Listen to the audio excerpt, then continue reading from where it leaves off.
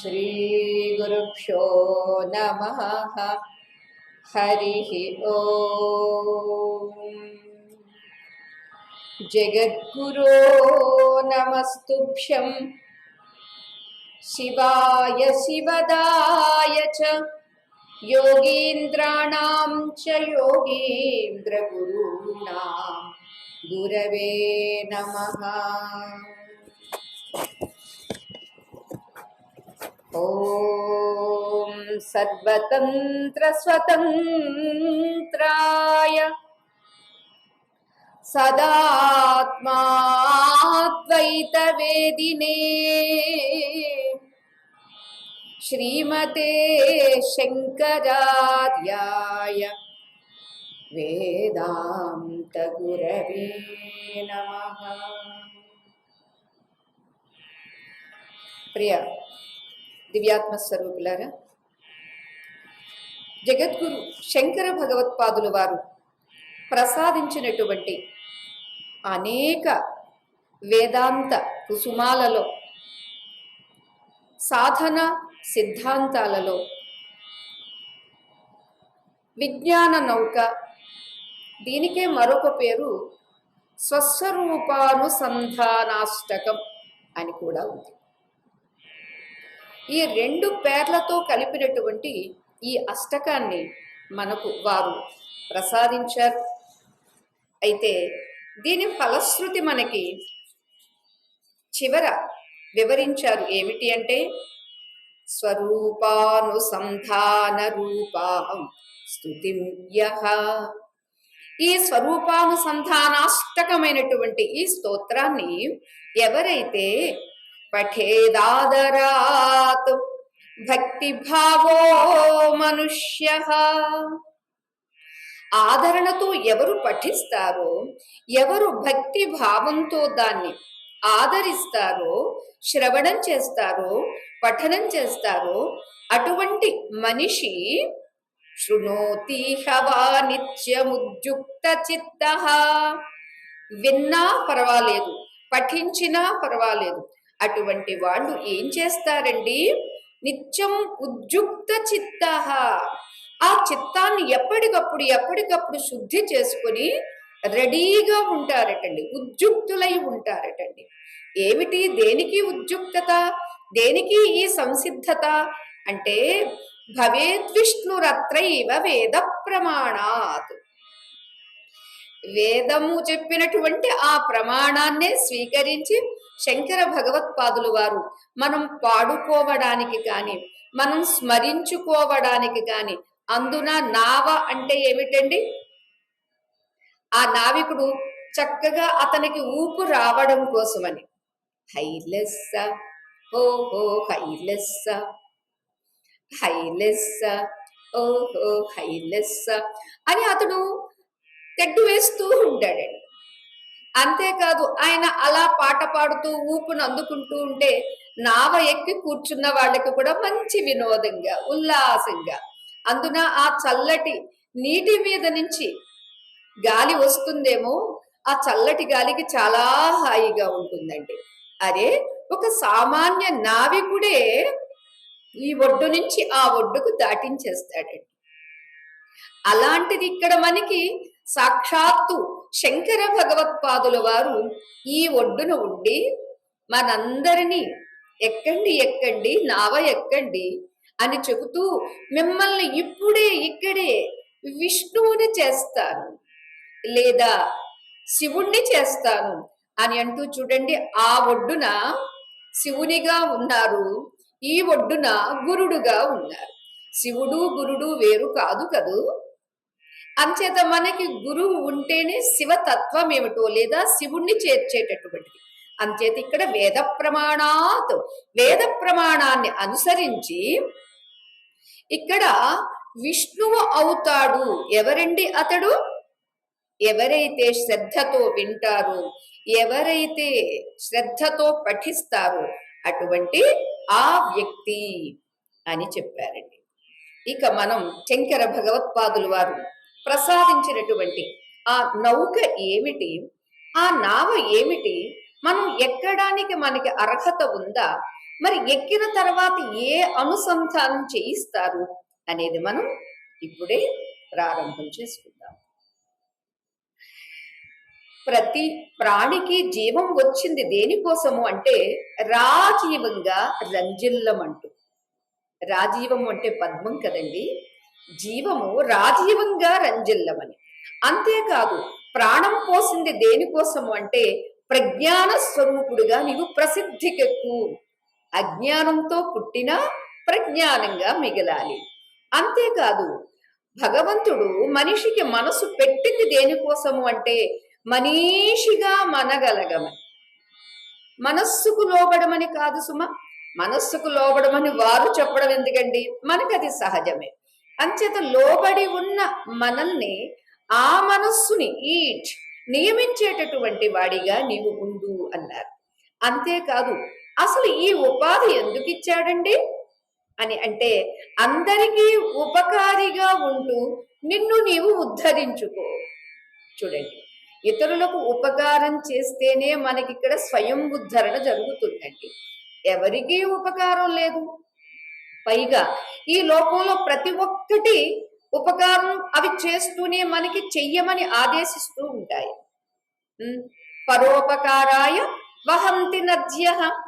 అదిగో నదిగా చెప్పుకున్నా, సాగరంగా చెప్పుకున్నా మనకి కనిపిస్తుంది.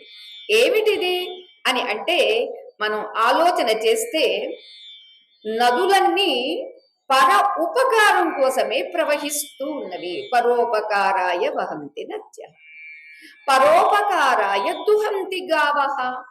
అవునండి, ఆవులు పాలు ఎవరి కోసం ఇస్తున్నవండి? దూడ కోసం అండి.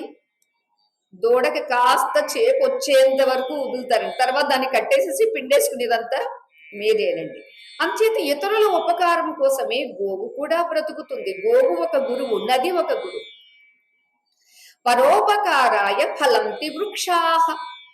చెట్లన్నీ ఆ పూలను, పండ్లను, ఆకుల్ని, నీడను ఎవరికి ఇస్తున్నవండి? నా చెట్టు నేనే, నా నీడ నేనే అనుభవిస్తాను, నా పండు, నా కాయ, నా పువ్వు నేనే తింటాను అంటే అసలు మనం ఏమైపోయేవాళ్ళమండి?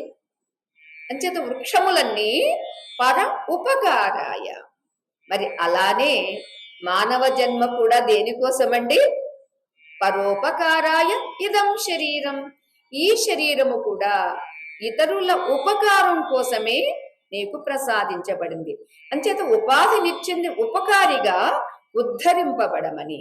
అదే మానవత, అదే మాధవీయత, అదే మన భారతీయత, అదే సంభరిత ఆదర్శనీయత. ఈనాటికి మరేనాటికి మన ఈ భారత జాతి ఎందుకు ఇంతటి సగర్వంగా, ఎందుకు ఇంతటి మహోన్నతంగా ఉందండి? ఎన్నిసార్లు ఓడింపబడినా, మరి అందరికి ఎన్నిసార్లు బానిసగా ఉన్నా తనదైనటువంటి సంస్కృతి, తనదైనటువంటి ఆదర్శము, తనదైనటువంటి సంస్కారము ఎప్పుడూ ఉంది కాబట్టే. అందుచేత అదే సంభరిత ఆదర్శనీయత. మరి ఏదా జీవము? ఎవరిది ఆ జీవము? ఏనాడది రా జీవము? ప్రాణం ఎన్నింటికో ఉంటుందండి. ప్రజ్ఞానం ఎన్నింటికున్నది చెప్పండి? ప్రాణం ఉన్నటువంటి ప్రాణులు 84 లక్షల జీవరాశి జాతి ఉందండి. దానిలో ప్రజ్ఞానం ఎంతమందికి ఉందండి? మనిషికి మాత్రమే. ఆ మనుషుల్లో ఎంతమందికి ఉందండి? మరి ఆ ప్రజ్ఞా పాఠవాల పెరుగుదలకి ప్రాజ్ఞుల సన్నిధి. ఒక్కసారి సంస్మరణతో భగవాన్ శ్రీ రమణ మహర్షి అని అంటే ఆ సంస్మరణలో ఆ రూపము, వారి అనుభవము మన హృదిలో మెదిలి అదిగా మనల్ని మిగుల్చుతుంది. అలానే శంకర భగవత్పాదుల వారిని ఒక్కసారి ఓం నమ శంకర భానవే, సాక్షాత్తు సూర్య భగవానుడు ఉదయిస్తేనే ఈ లోకంలో ఉండేటటువంటి చీకటి ఎలా పోతుందో అలా సద్గురువులు శంకర శంకర సాక్షాత్. ఎవరండి ఈ శంకరుడు? ఎంత అందంగా ఉన్నారు! ఆ వర్చస్సు, ఆ కాంతి, ఆ ప్రజ్ఞానము ఎవరండి? ఎక్కడి నుండి వచ్చాడండి అని మనం ఆలోచన చేస్తే గతంలో మనం చెప్పుకున్నాం. సాక్షాత్తు పరమేశ్వరుడే శంకరుడే శంకరుడుగా అవతరించి ఈ లోకంలో ఉండేటటువంటి సాధకుల, జిజ్ఞాసుల, భక్తుల, శిష్యుల హృదయంలో ఉండేటటువంటి అజ్ఞానపు చీకటిని పోగొట్టడం కోసం జ్ఞాన సూర్యుడుగా అవతరించినటువంటి వారు. ఎక్కడో కేరళ రాష్ట్రంలో కాలడి గ్రామంలో శివగురు ఆర్యాంబ అనేటటువంటి పుణ్య దంపతులకు అవతరించారు. చిన్న వయస్సులోనే తండ్రి గతిస్తే తల్లి అనుమతి తీసుకోవడం కోసమని కాస్త లీలగా స్నానం చేస్తూ, ఆ స్నానం ఎక్కడ చేస్తున్నారండి? అమ్మ కోసమని ఎంతో దూరంలో ఉన్నటువంటి ఆ నదిని వారి ఇంటికి ప్రక్కనే ప్రవహించేట్టుగా చేసుకున్నారండి. ఎందుకనంటే దగ్గర ఉన్నటువంటి సహజంగా ఉన్నటువంటి ఆ శక్తులు, ఆ ప్రభావము, ఆ మహిమ ఊరికే ఉంటుందటండి, ఏదోడు చేస్తూనే ఉంటుంది. చూడండి, చిన్నపిల్లల్ని, అల్లరి పిల్లలు ఊరికే ఉంటారా? ఏదోడు చేస్తూనే ఉంటారండి. అలా మహిమా ప్రభావం కలిగినటువంటి వారి దగ్గర వారేమి మాట్లాడకుండా కూర్చున్నప్పటికీ కూడా అక్కడ ఉన్నటువంటి మహిమ ఊరికే ఉండక ఏదో ఒకటి చేస్తూనే ఉంటుందండి. అలా నదిని కూడా, నది పేరు గుర్తు రావటం లేదు, నదిని ప్రవహింపచేస్తూ ఉంటారండి. అలా ప్రవహించినటువంటి ఆ నదిలో తల్లి తాను స్నానం చేస్తూ ఉంటే ఇంతలో ఒక మొసలి రావడము, మొసలి భగవత్పాదుల వారిని పట్టడము, పట్టిన వెంటనే అమ్మా నన్ను మొసలి పట్టింది, నేను సన్యాసం తీసుకోవడానికి అనుమతిస్తే ఇది విడిచిపెడుతుంది, లేకపోతే విడిచిపెట్టదమ్మా, నన్ను మింగేస్తుందమ్మా అన్నారు. ఏ తల్లైనా సన్యాసం తీసుకున్నా పర్వాలేదు, జీవించి ఉండాలి అని కోరుకుంటుందే తప్ప నా మాటే నెరవేరాలి, నువ్వు సన్యాసం తీసుకోవడానికి వీల్లేదు, నువ్వు నా దగ్గరే ఉండాలంటే ఎక్కడుంటాడో నా దగ్గర, మొసలి మింగేస్తుంది. అంతేత సరే నాయనా అని అమ్మ అనుమతిని సంపాదించి సన్యస్తమ్మయా సన్యస్తమ్మయా సన్యస్తమ్మయా అని అప్పటికప్పుడే మానసిక సన్యాసం తీసుకున్నటువంటి వారు గోవింద భగవత్పాదుల వారి సాన్నిధ్యాన్ని చేరి అక్కడ శిష్యుడిగా ఉంటూ అక్కడ సన్యాసం స్వీకరించి ఆపై గౌడపాదాచార్యులు వారు పరమ గురువుగా వారి అనుగ్రహాన్ని పొంది ఎన్నెన్నో మహిమలు చేశారు. వారు మన ఈ భారతావనిలో సంచరించింది, విహరించింది ఎంతకాలము అంటే కేవలం 32 సంవత్సరాలు మాత్రమేనండి. వారికి 8వ సంవత్సరం వచ్చినప్పుడే మొసలి పట్టింది. అయ్యో సరే సరే నాయన తీసుకో, సన్యాసం తీసుకో అని తల్లి అనుమతించిందండి. 8 ఏళ్ల ఆయుష్ కాస్త మరొక 8 ఏళ్లుగా వయస్సు పెరిగిందండి. పెరిగినటువంటి ఆ వయస్సులో 8, 8, 16 ఎప్పుడైతే అమ్మ అనుమతి తీసుకున్నారో వెళ్ళిపోయారండి. ఇంటిని విడిచిపెట్టారు, తల్లిని విడిచిపెట్టారు, అన్నింటిని విడిచిపెట్టి వెళ్ళారు. అలా మిగిలినటువంటి ఆ 8 ఏళ్లలో గురువుల దగ్గరికి వెళ్ళడము, నేర్వడము, సంచారం చేయడం మొదలుపెట్టి 16వ ఏట వారు వారణాసిలో ఉండగా సాక్షాత్తు వ్యాస మహర్షి వచ్చారండి. అప్పటికే వీరు ప్రస్థానత్రయానికి భాష్యాన్ని రాశారండి. అంటే 8 ఏళ్లకే ఆయన అంతా చతుర్వేదములు, షడంగములు అన్నింటినీ అధ్యయనం చేశారండి. అసలు వాస్తవానికి గర్భాష్టమి అని 7వ సంవత్సరం పూర్తయిన వెంటనే యజ్ఞోపవీత సంస్కారం చేస్తారండి. అంటే గర్భంలో ఉన్న 9 నెలలు కూడా ఒక సంవత్సరం కింద లెక్కకు వస్తుంది. అంటే 3 నెలలు తగ్గించి ఆ 3 నెలలు ఇక్కడ పెంచుతారు. అంచేత 8వ ఏడు రాగానే యజ్ఞోపవీత సంస్కారం చేస్తారు. దాన్ని గర్భాష్టమి అంటారు. అంచేత ఇలా 8వ ఏటికే వారు అంతా అధ్యయనం అయిపోయింది, గురుకుల వాసము అయిపోయింది. అలాంటి మహానుభావుడు 15వ ఏటకే ప్రస్థానత్రయ భాష్యాన్ని ప్రసాదించారు. ఆ భాష్యాన్ని విన్నటువంటి చూసినటువంటి సాక్షాత్తు వ్యాస భగవానుడు ఎవరండి? శంకరులు. అపర శంకరుడైతే వ్యాసుడు ఎవరండి? వ్యాసాయ విష్ణు రూపాయ వ్యాస రూపాయ విష్ణవే అని ఏ విష్ణు భగవానుడు వ్యాస భగవానుడుగా వచ్చారు, అటువంటి వ్యాస భగవానుడు ఒక వృద్ధ వేషంలో వచ్చి మన ఈ బాలుడైనటువంటి శంకరుని ప్రశ్నించారు. ఏమిటి, నువ్వేదో రచించావట, ఏదేది నాకు చూపించు అని చూపించారు. వారు ప్రశ్నించినటువంటి ప్రశ్నలన్నింటికీ సమాధానం చక్కగా అందించారు శంకరుడు. దానికి చాలా సంతృప్తులై ఆ వ్యాస భగవానుడు తన నిజ రూపాన్ని దర్శింపచేసి, ఏముందండి, ఇద్దరు స్నేహితులు కలిస్తే వేషాలు ఏం వేసుకున్నా చాలా సంతోషం కదండి. అందున శివాయ విష్ణు రూపాయ శివ రూపాయ విష్ణవే శివస్య హృదయం విష్ణు విష్ణోశ్చ హృదయం శివ. శివుడు విష్ణువు ఇక్కడ కనిపించారు అంటే అపర శివుడు శంకరుడైతే అపర విష్ణువు వ్యాసుడైతే వీరిద్దరూ మన ఈ భూమిపై అందున విశ్వేశ్వరుని సాన్నిధ్యంలో ఇద్దరూ కలవడం అనేది అది ఎంత శుభదినం అండి. అలా ఇద్దరు మాట్లాడుకున్న తర్వాత వ్యాస భగవానుడు దర్శనమిచ్చి అంటారు, శంకర, మీకు మరొక 16 ఏండ్లు మేము పొడిగిస్తూ ఉన్నాం. ఈ 16 ఏండ్లలో ప్రస్తుత పరిస్థితిలో ఇవాళ మనకి వైరస్ ఎంత బాగా ప్రపంచవ్యాప్తంగా స్ప్రెడ్ అయిపోయి ఉన్నదో, అలా ఆనాడు శంకర భగవత్పాదులు వారు ఉన్న సమయంలో 72,000 కుమతములు అనేటటువంటి వైరస్ వ్యాపించి ఉందండి. అటువంటి దాన్నంతా శృతి యుక్తి అనుభవం ఇక్కడ కూడా మనకి చెప్పారే. విజ్ఞాన నౌక లేదా స్వరూపానుసంధానాష్టకం అనేటటువంటిది కూడా అది కేవలం ఆషామాషి కాదు, కేవలం ఏదో కల్పితం కాదు. మరి ఏమిటది అని అంటే వేద ప్రమాణాలు, వేద ప్రామాణికంగానే అందించారు.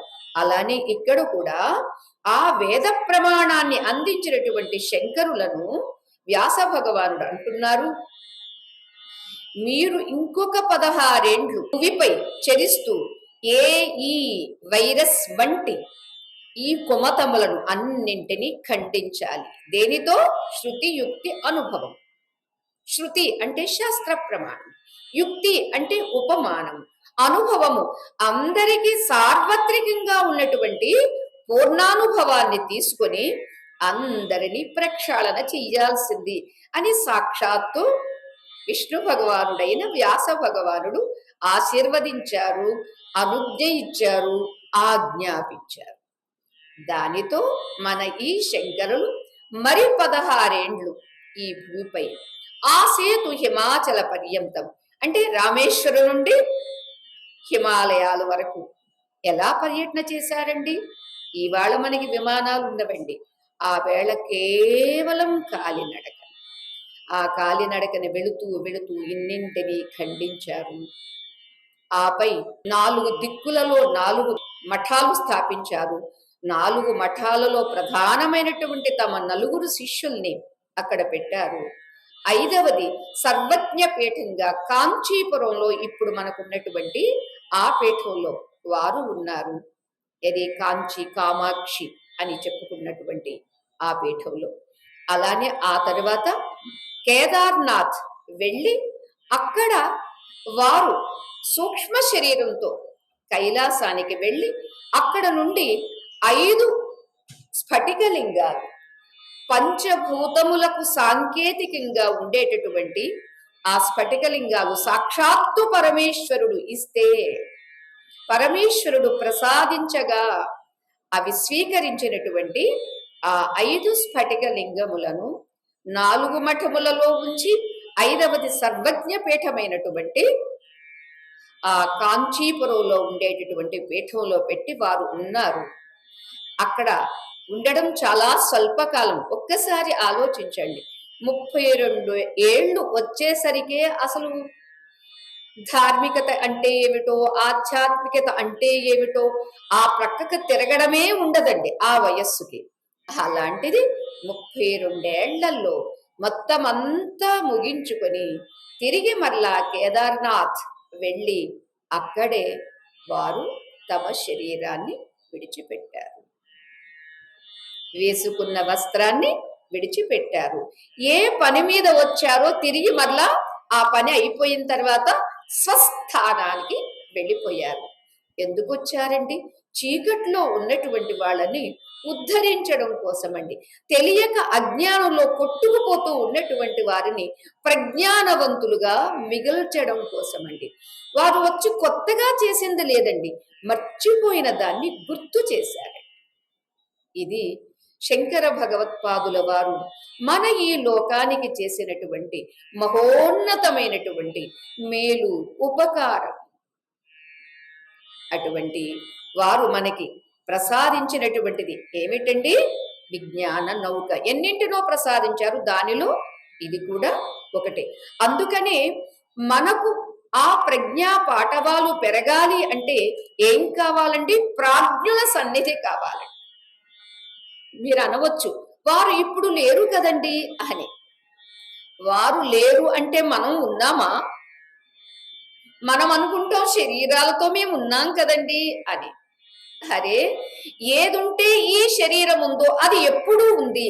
అదే వారి తత్వము, అదే వారి స్వరూపము కాబట్టి అప్పుడు ఇప్పుడు ఎప్పుడు ఉండేటటువంటి వారి దేశ కాలములకు అతీతమైనటువంటి తత్వాన్ని ఎవరైతే గుర్తించారో వారు ఎప్పుడూ ఉండేటటువంటి వారు. అయితే మనం కళ్ళతో, ఈ మాంసపు నేత్రాలతో చూడడానికి వీలైనటువంటి ఆ సాకార రూపములు కొంతకాలం ఒక పని చెయ్యడానికి ఒక డ్రెస్ వేసుకుని రావడం, పని అయిపోయింది, ఆ డ్రెస్ విడిచిపెట్టి వెళ్ళిపోవడం. తెలిస్తే మనం కూడా అంతే, తెలియకపోతే మరి వేరే కథ ఏమిటో మనందరికీ తెలుసు. అంచేత అది తెలిసినటువంటి వారు కాబట్టి ఆ సచ్చిదానంద తత్వముగా, నిత్య శుద్ధ బుద్ధ ముక్త స్వరూపంగా, స్వభావంగా ఎప్పుడూ ఉన్నటువంటి వారి. అంచేత ఎప్పుడూ ఉన్నటువంటి ఆ శ్రీ శంకర భగవత్పాదుల వారి యొక్క ఆ దివ్య సాన్నిధ్యము ఇవాళ మనందరికీ చాలా అవసరం. అందుచేతనే ఆ ప్రజ్ఞాపాఠవాల పెరుగుదలకే ప్రాజ్ఞుల సన్నిధి, ఆచార్యుల సన్నిధి, గురువుల యొక్క సన్నిధి, అదే మనకి నిజమైనటువంటి పెరుమాళ్ళ పెన్నిధి. పెరుమాళ్ళంటే ఎవరండి? దేవుళ్ళండి. గురువు గారు ఉంటేనే దేవుడెవరో చూపిస్తారండి, దేవుడు గురించి చెబుతారండి. గురువే లేరనుకోండి, ఏమోనండి, దేవుడెవరో తెలియదు, ఎలా ఉన్నాడో తెలియదు, ఏం చేస్తాడో తెలియదు. ఇది మన యొక్క అజ్ఞాన దశ. అంచేత అటువంటి ఆ ప్రజ్ఞాన ప్రయోగానికే ప్రసాదించబడింది మన ఈ పరికరం. ఇదంతా ఒక టూల్స్ కిట్ అండి. మనం ఏమనుకుంటామంటే పరికరాలుగా ఉన్నదాన్నే ప్రధానంగా అనుకుంటున్నాము. కాదు కాదు, ఇవన్నీ పరికరాలు. అంతేకాదు, కరచరణాది అవయవాలున్నటువంటి ఈ కాయము, ఈ స్థూల కాయము, దీనితో పాటుగా సూక్ష్మ కాయము, మరి తెలియక అజ్ఞానం అనేటటువంటి కారణంగా ఉన్నటువంటి కారణకాయం. అంటే కారణ శరీరము, సూక్ష్మ శరీరము, స్థూల శరీరము. ఈ మూడు నేనా, లేక ఇవి మూడు నేను వాడుకుంటున్నానా అనేటటువంటి వివరణను పూర్తిగా మనకి ప్రసాదించడం కోసం, వివరించడం కోసం సంసిద్ధంగా ఉన్నారు శంకర భగవత్పాదుల వారు. అంతేకాదు, ఏమిటి ఈ ఉపాధి అని మనం చూస్తే ఆకాశము, వాయువు, అగ్ని, జలము, పృథ్వీ అనేటటువంటి పంచభూత జనితము మన ఈ దేహం. అంతేకాదు, త్వగ్మాంస రుధిరాది సప్త ధాతుమయము మన ఈ శరీరం. ఇక ప్రయోజనాలను అందించేటటువంటి పరికరమైనటువంటి ఈ దేహానికే ప్రాధాన్యమిచ్చి అజ్ఞతతో, స్వార్థంతో ఏమనుకున్నాడండి? భోగాలు పొందడము, అనుభవించడం ఇదే పరమార్థం అనుకున్నాడు. ఎవరు? అజ్ఞాని. అజ్ఞాన దశలు. ఎవడు వాడు? మానవుడు. మానవుడు తప్పండి మిగిలినటువంటి ఏ ప్రాణులకి ఈ రకమైనటువంటి భావన లేదండి. అసలు అవేవో చెయ్యాలి, చెందాలి, చదువుకోవాలి, బాగుపడాలి, గురువుల్ని ఆశ్రయించాలి. ఆహా, ఒక్క మనిషికేనండి. మీరు ఎక్కడైనా చూసారండి? ఏనుగులకి, జింకలకి, కుక్కలకి గురుకులాలు ఉన్నాయా? పాఠశాలలు ఉన్నవా? సత్సంగాలు ఉన్నవా?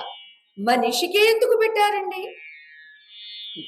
మనిషి సత్స్వరూపుడయ్యుండి కూడా అనాత్మ అయినటువంటి, అనిత్యమైనటువంటి, అశాశ్వతమైనటువంటి ఇంద్రియాలు, శరీరము, ప్రాణము, మనస్సు, బుద్ధి, విషయ వాసనలు వీటికి లోనైపోయి, వీటికి దాసుడైపోయి అదే సత్యము, అదే నిత్యము అని వాటితో సాంగత్యం చేసి దేనిగా మిగిలిపోయాడండి? అసమర్థుడుగా మిగిలిపోయాడు. చెప్పాలి అంటే దుస్సాంగత్యము అని చెప్పాలి. అదే దుస్సాంగత్యం చేస్తే ఎలా? మరి నా స్వరూపాన్ని నేను తెలుసుకోవాలంటే నాకు ఏం కావాలి? ఏ సాంగత్యం కావాలి? సత్సాంగత్యం కావాలి. మనం చిన్నపిల్లలప్పుడు కూడా చెప్పుకుంటుంటామే, వీడు సహవాసం వల్ల ఇలా పాడైపోయాడండి. చిన్నప్పుడు ఎంత బాగా అనేవాడు. చిన్నప్పుడు కాకరగాయ, పెరిగిన తర్వాత కీకరగాయ అన్నాడట. ఎందుకని? చిన్నప్పుడు బాగుండేవాడండి. అలా అవ్వడానికి కారణం ఏమిటండి? సహవాస దోషం. ఇప్పుడు మనం కూడా సహజంగా, స్వాభావికంగా సచ్చిదానంద స్వరూపులమే, కానీ సహవాస దోషంతో చెడిపోయామని. అయ్యో, మేమేం చెడిపోయామండి అని మీకు అనిపిస్తుందా?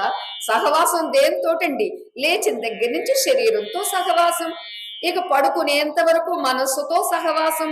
ఓ, అన్నింటిలో నేను చాలా టాలెంటెడ్ ఫెలోని, నాకు చాలా స్కిల్స్ ఉన్నవి అని అనుకునేటటువంటి బుద్ధితో సహవాసము. ఇవన్నీ సత్యమా, నిత్యమా? కానే కాదు. అంచేత వీటి సహవాసం నేను తొలగించుకోవాలంటే ఏం చెయ్యాలండి? సినిమాలకు, షికార్లకు తిరిగేటటువంటి పిల్లవాడు దారిలో పడాలి, చక్కగా చదువుకోవాలి, మంచి అలవాట్లతో ఉండాలంటే అప్పుడు మనం ఏం చేయాలండి? ప్రహ్లాదుడు లాంటి ఒక స్నేహితుడిని చూపించాలి వాడికి. వాడి సహవాసంతో వీడు కూడా ప్రహ్లాదుడు అవుతాడు. రాక్షస కులంలో పుట్టి కూడా రాక్షస గుణము ఇంత కూడా లేకుండా ఉన్నటువంటి ప్రహ్లాదుని యొక్క సహవాసంతో, ప్రహ్లాదుని యొక్క స్నేహంతో రాక్షస కుమారులందరూ ప్రహ్లాదులైపోయారండి. అందరినీ చేసి పడేసాడండి. అప్పుడు పాపం ఆ చండామర్కులు, ఎవరు? శుక్రాచార్యుల వారి సంతానం, వాళ్ళిద్దరూ తలబట్టుకుని, ప్రహ్లాద, నీకు పుణ్యం ఉంటుంది, నీ ఒక్కడితోటే మేము వేగలేకుంటే, మీ తండ్రికి సమాధానం చెప్పలేక మేముంటే, ఇంతమందిని నీవుగా చేసేసావే, మేమేం చెయ్యాలి అని పాపం వాళ్ళు తల మొత్తుకున్నారండి. తల మొత్తుకుంటే ప్రహ్లాదుడు అంటాడండి, అయ్యా, నేనేమీ వాళ్ళని పాడు చేయలేదు, వాళ్ళను వాళ్ళగా ఉండమని అన్నానంతే అన్నాడండి. ఏదో మనకి రమణ మహర్షి చెప్తూ వచ్చారే, మీరేం మారక్కర్లా, మీరుగా ఉండండి చాలు. మీరు కాని దాని మీద వాలిపోతున్నారు, కాని దాని మీద వాలకుండా మీరుగా ఉండండి, ఊరకే ఉండండి, సాక్షిగా ఉండండి, చైతన్యంగా ఉండండి. అదే కదండి మనకెవరు చెప్పినా. అంచేత ప్రహ్లాదుడు, నేను వాళ్లతో నేనేమీ మార్చలేదు, పాపం తెలియక మారిపోయారు, మారినటువంటి వారిని మీ యథా స్థితికి వెళ్ళండి అని చెప్పానంతే గురువు గారు అన్నాడండి ప్రహ్లాదుడు చాలా వినయ విధేయతలతో. ఒక్కసారి మనం ఆలోచిస్తే, రాక్షస కులంలో పుట్టినటువంటి రాక్షస కుమారులందరూ దేవతా గుణములు కలిగినటువంటి ప్రహ్లాద సహవాసంలో అందరూ ప్రహ్లాదులైపోయారే.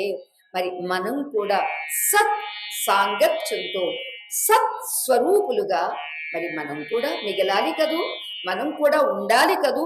అందుచేతనే అది తెలియక భోగాలకు, విషయ సుఖాలకు మాత్రమే ప్రాధాన్యత ఇచ్చి అదే పరమార్థం అనుకున్నాడు ఈ మనిషి. పైగా ఏమనుకున్నాడండి?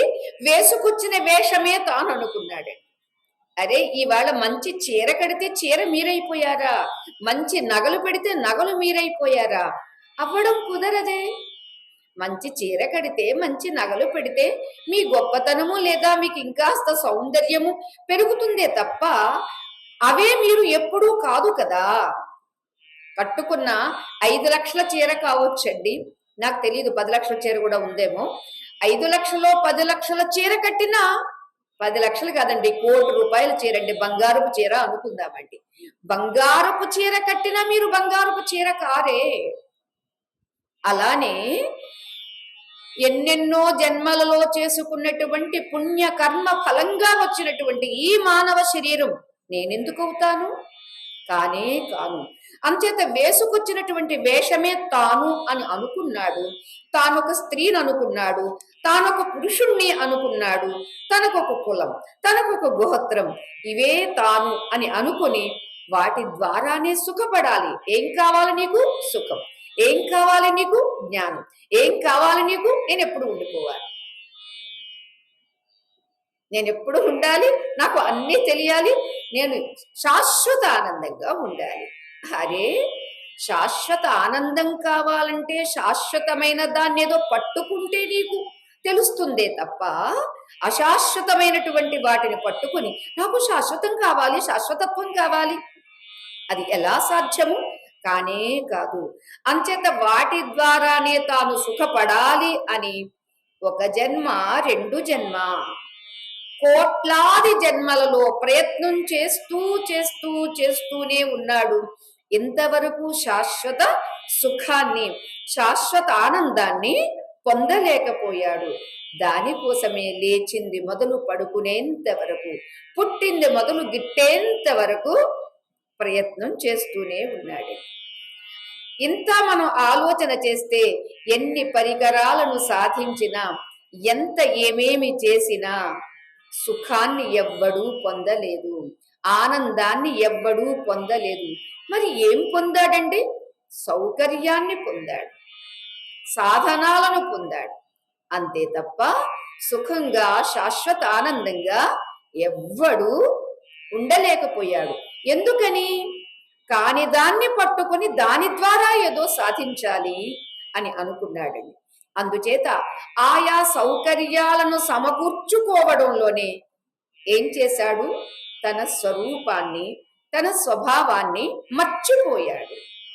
మర్చిపోవడంతో ఒక ప్రయాణానికి ఒక అద్దె వాహనాన్ని తెచ్చుకున్నాము. ఏమా ప్రయాణము? జీవన యాత్ర. జీవన యాత్ర చెయ్యాలంటే ఒక వాహనం ఉండాలి కదండి. ఏమా వాహనము? శరీరము అనేటటువంటి వాహనం. ఆ తెచ్చుకున్న వాహనంలో తాను కూర్చుని వాహనమే తానైపోయి ఇది ఎప్పుడు ఇలాగే ఉండాలి, వాహనానికి ఏమీ రిపేర్స్ రాకూడదు. అయ్యో, చిన్నప్పటి నుంచే రిపేర్స్ మొదలవుతూ ఉంటాయండి. అంతా ఎందుకు? తల్లి గర్భంలో ఉన్నప్పటి నుంచే వీడు మందులు మిగుతూ ఉంటాడు. ఇక భూమి మీద పడిన దగ్గర నుంచి ఇంకెన్నో చెప్పక్కర్లా.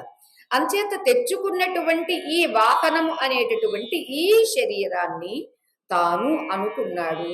తెలియక తన స్వరూపాన్ని మర్చిపోయాడు.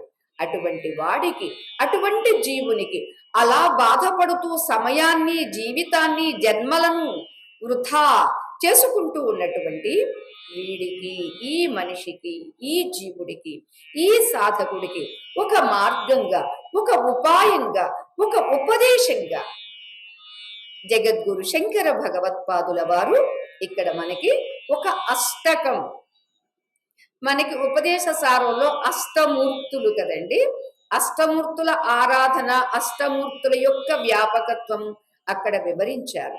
ఇక్కడ ఏమంటున్నారంటే, నీవెవరివో నీవు తెలుసుకోవడానికి ఇక్కడ స్వరూప అనుసంధానము అనేటటువంటి అష్టకం అంటే 8 శ్లోకాల ద్వారా నిన్ను నీవు అనుసంధానం చేసుకోగలవు అనేది ఒకటి చెబుతూ, నిన్ను నీవు చేరుకోవాలి, నిన్ను నీవు గుర్తించాలి అంటే ఇదిగో నావను ఎక్కాల్సిందే.